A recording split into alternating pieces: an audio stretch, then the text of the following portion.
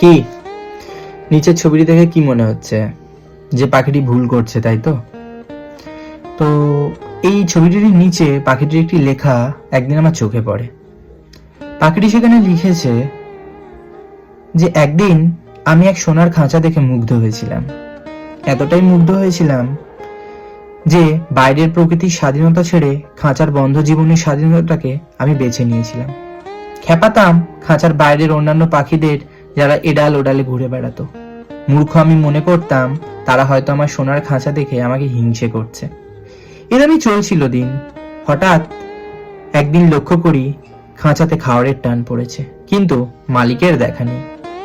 শুনলাম মালিক নাকি গেছে খাঁচাতে নতুন পাখি আনতে। আমি লক্ষ্য করলাম আমি সেখানে এতটাই অবহেলিত যে খাঁচার দরজা খোলা, তবুও আমি সেখান থেকে বেরোইনি।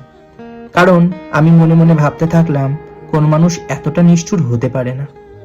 এরকমটা থোড়ি হবে যে মালিক আর ফিরবে না কোনোদিনও। গল্পটি আরেকবার পড়ে দেখো, পাখিটির গল্প।